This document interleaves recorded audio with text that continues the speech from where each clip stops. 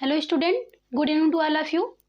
तो स्टूडेंट, बहुत सारे स्टूडेंट्स के ये क्वेश्चन आ रहे थे कि जो शोध आप तैयार कर रहे हैं उसी के जैसे क्या आप तैयार करना है, रिपोर्ट तैयार करना है। तो बहुत सारे स्टूडेंट कंफ्यूज हैं कि हम रिपोर्ट तैयार कर रहे हैं या फिर शोध तैयार कर रहे हैं। तो दोनों में सबसे पहले आप डिफरेंट समझिएगा। एक जो शोध होता है वो अलग होता है, रिपोर्ट अलग होता है। जब आप क्या करते हैं, किसी टॉपिक को लेके उसके बारे में खोज करते हैं, पुनः खोज करते हैं, बार बार करते हैं, एक ही टॉपिक पे पहले से किया गया लेकिन आप बार बार उस पर क्या कर रहे हैं, खोज कर रहे हैं, वो क्या होता है, वो खोज होता है। लेकिन जब रिपोर्ट होता है वही आज की क्लास में हम पढ़ेंगे, वो रिपोर्ट क्या होता है। तो सबसे पहले आप लोग देखिएगा रिपोर्ट क्या होता है। जो रिपोर्ट है, रिपोर्ट को हिंदी में क्या कहते हैं, प्रतिवेदन। कहीं पर लिखा है प्रतिवेदन, कहीं पर लिखा है रिपोर्ट, तो आपको इसमें कंफ्यूज नहीं होना है। इसके बाद है, इसमें हम देखेंगे कि प्रतिवेदन क्या है। प्रतिवेदन भूतकाल व वर्तमान समय में घटित घटना, वृत्तांत तथा किसी विषय के मुख्य तथ्यों को व्यवस्थित रूप से प्रस्तुत करना तथा उसका संचार करना प्रतिवेदन कहलाता है।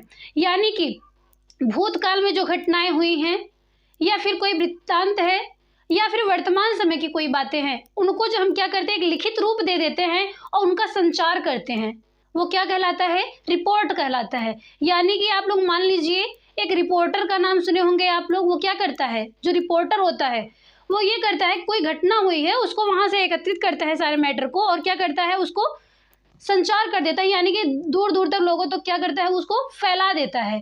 तो उसी प्रकार से हमको क्या करना है, रिपोर्ट तैयार करना है। तो रिपोर्ट तैयार करने में क्या हमें देखने को मिल रहा है कि जो भी घटनाएं हैं, चाहे वो भूतकाल की हो या फिर वर्तमान समय की हो, जो भी घटनाएं, उन घटनाओं से संबंधित क्या करते हैं, हम तथ्यों को एकत्रित करते हैं, मटेरियल को एकत्रित करते हैं। उसके बाद उस पर हम एक लेखनी तैयार करते हैं और उसको क्या करते हैं, लोगों तक संचारित कर देते हैं, फैलाते हैं लोगों को, चाहे वो जागरूकता के ऊपर हो चाहे किसी भी क्षेत्र के लिए हो।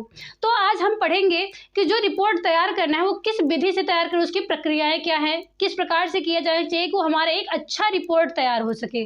तो सबसे पहले इसमें देखिएगा एक और पॉइंट देखिएगा आप लोग कि प्रतिवेदन एक उत्तम संदेश वाहक है जिसमें स्पष्ट, शुद्ध व सरल भाषा में व्यवस्थित घटनाओं या वृत्तांत का समावेश होता है। जो प्रतिवेदन होता है, रिपोर्ट होता है ना, वह सिर्फ एक संदेश वाहक के रूप में होता है। यानी कि वो आप इतने अच्छे से सरल भाषा और शुद्ध भाषा में उसको लोगों तक फैलाएं कि वो एक अच्छा संदेश बन सके, एक अच्छा रिपोर्ट हो सके। तो आगे अब हम पढ़ेंगे इसकी प्रक्रियाएं क्या क्या है। प्रतिवेदन लिखने की प्रक्रिया, एक एक स्टेप को एकदम ध्यान से आप लोग समझिएगा कि इसमें क्या क्या मैटर को हमें किस प्रकार से लिखना है।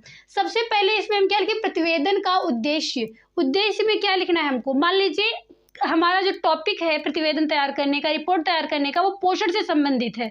तो हम सबसे पहले अपने उद्देश्य में, प्रतिवेदन के उद्देश्य में लिखेंगे जो हमें पोषण से संबंधित जो भी चीज़ें हैं, चाहे वो उनके पोषक तत्वों पे लिखा हो या फिर ऐसे कुछ भी पॉइंट लिखे हैं, तो उनके सबसे पहले हम क्या करते हैं, उद्देश्य को लिखेंगे।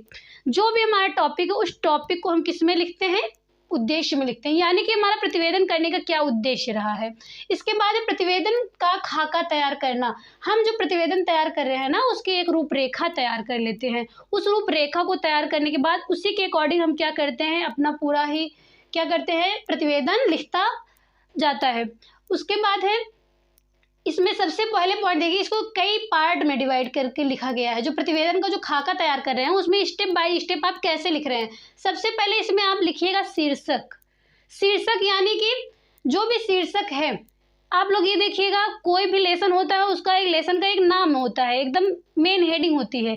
उसको ऐसा लिखा जाता है कि अगर नाम अगर कोई इंसान सुन ले तो नाम से समझ में आ जाए कि पूरी कहानी का मेन पॉइंट क्या है। आप लोग कोई मूवी देखते हैं, मूवी का जो मेन पॉइंट होता है कि मूवी किसके ऊपर चल रही है, उसी वही क्या होती है, मूवी की नाम, मूवी का नाम रख दिया जाता है। वैसे ही आपको लिखना है, जो भी आपका प्रतिवेदन है उसके शीर्षक को लिखेंगे और शीर्षक ऐसा होना चाहिए जो अर्थपूर्ण होना चाहिए, जिसका कोई अर्थ अच्छा से निकल रहा हो, स्पष्ट और आकर्षक होना चाहिए, जिससे कि प्रतिवेदन को पढ़ने वाला आसानी से उसको समझ सके। दूसरा पॉइंट है इसमें पता। पता लिखना है आपको। पते में क्या लिखना है, इसके अंतर्गत जो भी आपका ये क्या है, प्रतिवेदन है, प्रतिवेदन लिखने वाले का नाम होना चाहिए और उसका एड्रेस होना चाहिए कि वो कहाँ का है, कहाँ का है। अगर नहीं लिख रहे हैं आप तो वो किस जगह पे वो कार्य कर रहा है, ये सारी चीज़ें आप लिखेंगे, नाम और उसका पता जरूर लिखेंगे। इसके बाद तीसरा पॉइंट विषय सामग्री। विषय सामग्री में आप क्या लिखेंगे कि इसको क्या करेंगे, अध्यायों को क्रमबद्ध व पृष्ठ संख्या भी लिखते हैं। किसकी पृष्ठ संख्या लिख रहे हैं, जिस प्रकार से आप शोध तैयार करते हैं या फिर आपकी कोई बुक है, बुक में सबसे आगे क्या लिखा रहता है, एक पाठ्यक्रम की सूची बना के दी जाती है, विषय सूची दी जाती है ना, तो उसमें आप देखते हैं कि एक तरफ अध्याय पूरा लिखा है, दूसरी साइड में क्या है, पृष्ठ संख्या लिखी हुई है। उसी प्रकार से रिपोर्ट के संदर्भ में जो बातें आपको कहनी है, स्टेप वाइज स्टेप उसको क्या करते हैं, अध्याय वाइज आप एक तरफ अध्याय लिखेंगे, बीच में उस टॉपिक को लिखेंगे, उसके बाद उसकी पृष्ठ संख्या, इस प्रकार से लिखते जाते हैं। और क्या होता है, उसकी जो विषय सामग्री है उनको लिखते चले जाते हैं। विषय सामग्री में आप फिर से सुनिए क्या लिखेंगे, जो मैटर है उसको लिखेंगे और उसके साइड में उसकी पृष्ठ संख्या लिखेंगे। इस प्रकार से हम क्या करते हैं, अपने विषय सामग्री को तैयार कर लेते हैं। इसके बाद है परिचय या संदर्भ विषय। परिचय या संदर्भ विषय में क्या लिखेंगे हम कि जो आप परिचय है यानी कि जो प्रतिवेदन है इसके संदर्भ में इसका क्या परिचय है। इसमें सबसे पहले हम लिखेंगे समस्या के कारणों को स्पष्ट करना, यानी कि जो हमारा संदर्भ होगा पूरे प्रतिवेदन का, जो समस्या है उस समस्या को स्पष्ट करते हुए उसके कारणों को हम यहाँ पे लिखते हैं कि जो हमारी समस्या है वो किस कारण से आ रही है। आप लोग कोई कहानी या कोई कविता लिखते हैं या पढ़ते हैं तो उसमें देखते हैं क्या है कि ऊपर संदर्भ भी लिखा जाता है, संदर्भ में मेन चीज़ें उसमें कारण बताई जाती हैं, वही इसमें लिखना है आपको। परिचय या संदर्भ के अंतर्गत जो समस्या है उस समस्या के कारणों को स्पष्ट किया जाएगा।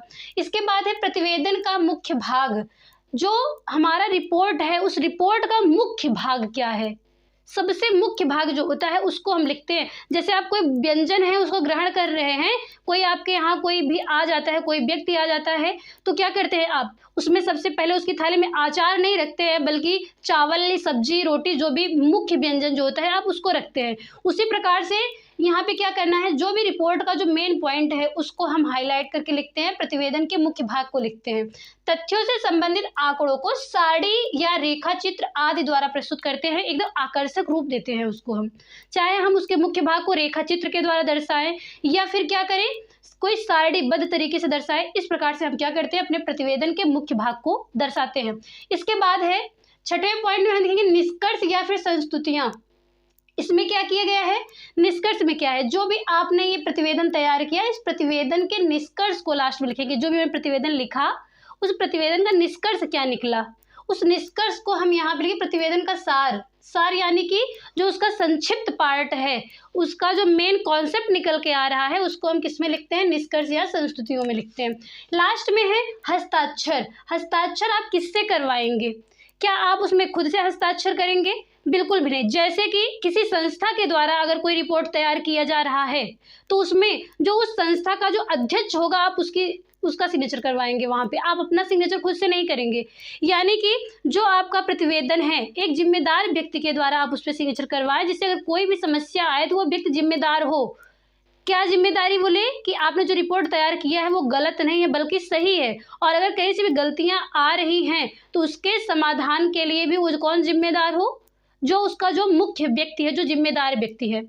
अगर कोई उसमें अच्छाई है तो बहुत अच्छी बात है, अगर कोई कमियां हैं तो उसको सुधारा भी जाएगा। अगर आप जो व्यक्ति को दिए हैं प्रतिवेदन अगर वो नहीं समझ पा रहा है तो उसको अच्छे से समझा पाने के लिए वो अध्यक्ष जो होगा, जो हस्ताक्षर करने वाला होगा, वो जिम्मेदार होगा। हस्ताक्षर में आप किसी जिम्मेदार व्यक्ति के ही हस्ताक्षर को करवाएंगे। इसके बाद है इसमें आपने सबसे पहले देखा था कि प्रतिवेदन का उद्देश्य, प्रतिवेदन का खाका तैयार करना, और खाके में आपने इतने पॉइंट को पढ़ा। अब तीसरे पॉइंट में पढ़ना है कि प्रतिवेदन का आलेखन। जब भी आप करते हैं रिपोर्ट तैयार करते हैं उसमें लास्ट में क्या करते हैं, आप प्रतिवेदन का एक आलेखन रूप दे देते हैं। आलेखन में क्या क्या लिखेंगे आप, जो प्रतिवेदन आप तैयार कर रहे हैं, जो रिपोर्ट आप तैयार कर रहे हैं वो कौन सी विधियों के द्वारा तैयार कर रहे हैं। यहाँ पे देख रहे होंगे आप शोध विधि लिखा है, यानी कि जो भी आप रिपोर्ट तैयार कर रहे हैं ना उस रिपोर्ट के लिए आप कौन सी विधियों का प्रयोग कर रहे हैं। उन विधियों में आप अवलोकन भी देख सकते हैं, प्रश्नावली, साक्षात्कार, सर्वेक्षण, इन सभी विधियों में से किसी एक विधि का चयन करके ही आप क्या कर रहे हैं, रिपोर्ट तैयार कर रहे हैं।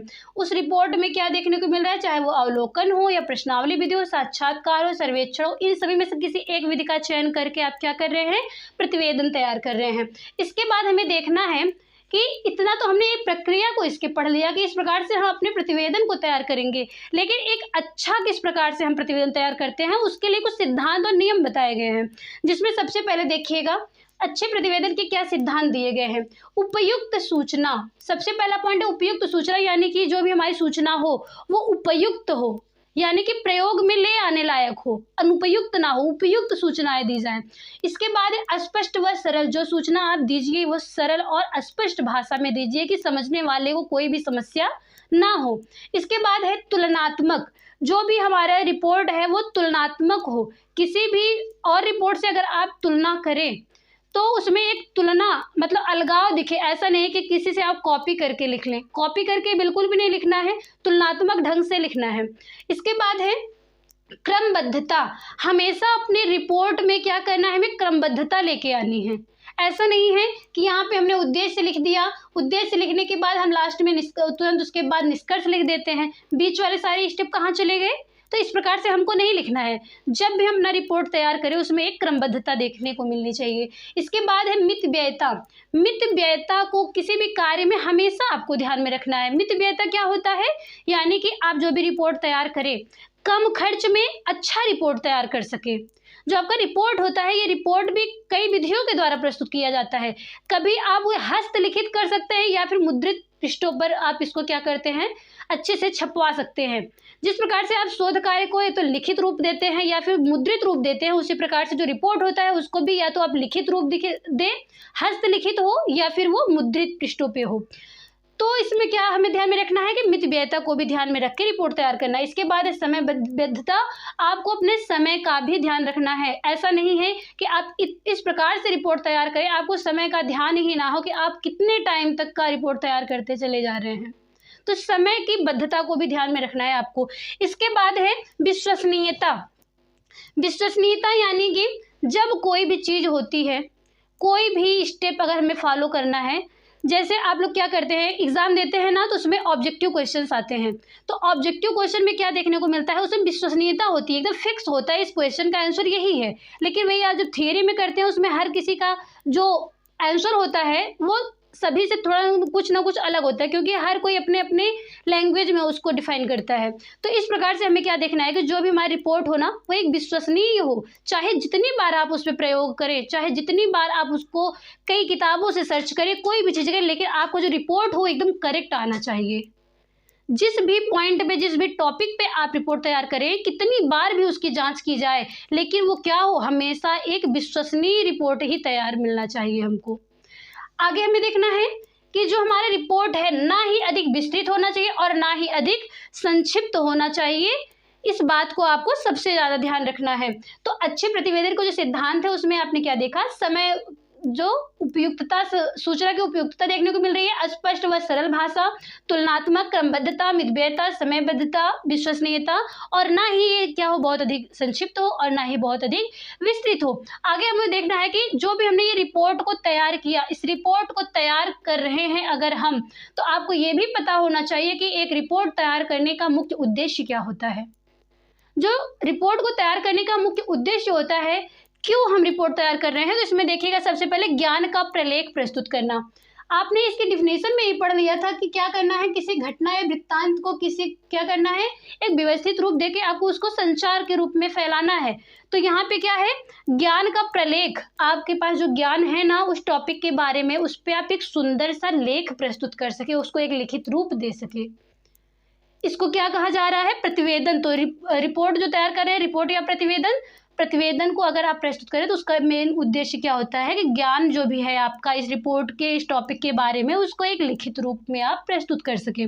इसके बाद है ज्ञान के विस्तार के लिए, जो भी आप रिपोर्ट तैयार कर रहे हैं ना, ऐसा नहीं है कि आप पहले ऐसे इंसान हैं जो इसको प्रस्तुत कर रहे हो, इसमें बहुत सारे लोग क्या कर रहे हैं, कई बार प्रस्तुत कर चुके हैं, लेकिन क्या करना है, आपको कुछ ना कुछ उसमें जांच करनी है और उसको देखना है कि इसमें क्या चीज़ें देखने को मिल रही हैं। तो जो भी ज्ञान आपको प्राप्त हुआ है पहले से, उसको भी, और कुछ आप खुद से भी, तो ज्ञान के विस्तार के लिए हम क्या कर रहे हैं, रिपोर्ट तैयार कर रहे हैं। और इसमें तीसरा पॉइंट देखिएगा, सबसे ज़्यादा इम्पोर्टेंट, प्रामाणिकता की परीक्षा, यानी कि जो भी आपने रिपोर्ट ये पूरा तैयार किया ना, रिपोर्ट तैयार करने के बाद अगर उसकी जांच की जाए तो एक प्रामाणिकता मिलनी चाहिए। जांच की दृष्टि से वो प्रामाणिक होना चाहिए। ऐसा नहीं है कि आप कोई भी लाइन ऐसे लिख दें और कह दें कि इस लाइन को क्या किसने लिखा है, कबीरदास ने लिखा है। झूठे ही लिख दे रहे हैं आप। और लास्ट में क्या देखने को मिल रहा है, जांच हुई तो पता चला कि इस लाइन को कबीरदास जी ने नहीं लिखा है, कोई और लिखा है, तो आपका रिपोर्ट जो है वहीं पे गलत साबित कर दिया जाएगा। तो जो भी आप मैटर लिखे वो जांच की दृष्टि से प्रामाणिक होनी चाहिए, कहीं भी आपका रिपोर्ट फंसना नहीं चाहिए। तो रिपोर्ट को आपको इतने अच्छे से तैयार करना है कि उसमें कोई भी समस्या ना हो। और सबसे इम्पोर्टेंट बात यह है कि जो भी आप रिपोर्ट तैयार करें उसमें जितने भी मेन पॉइंट हैं उनको आपको हाईलाइट करके लिखना है। अब ये मत कहिएगा कि आप लोग जो रिपोर्ट तैयार करें उसमें हाइलाइटर का प्रयोग कर दें, बिल्कुल नहीं। बल्कि जो उसका हाईलाइट करने का मतलब ये है कि जो उसके शीर्षक हों उनको हाईलाइट कीजिए, या फिर उसमें जो मेन पॉइंट्स आ रहे हैं उनको हाईलाइट कीजिए। इन सब चीज़ों को आपको ध्यान में रख कर ही अपने रिपोर्ट को तैयार करना है। तो ये रहा हमारा ये प्रतिवेदन या रिपोर्ट का लेखन है, तैयार करने की विधियाँ हैं। एक बार आप इसके प्रोसेस को, जो भी इसकी प्रक्रियाएं हैं, उसका स्क्रीनशॉट ले लीजिए, फिर हम बताते हैं।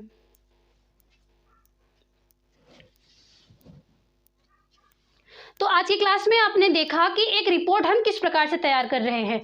अगर इस टॉपिक में, इस क्लास में आपको कोई भी समस्या देखने को मिल रही हो तो आप लोग कमेंट बॉक्स में ज़रूर लिखिएगा। और इस प्रकार की कोई भी समस्या अगर आप लोग को आ रही है, किसी भी टॉपिक से संबंधित अगर आपको बातें ना समझ में आ रही हो तो उसको आप कमेंट बॉक्स में ज़रूर लिखिएगा। हम आपके लिए नई नई क्लासेस ज़रूर लेके आएंगे, आपको बताते रहेंगे। मिलते हैं हम आप लोग से नेक्स्ट क्लास के साथ, तब तक के लिए धन्यवाद।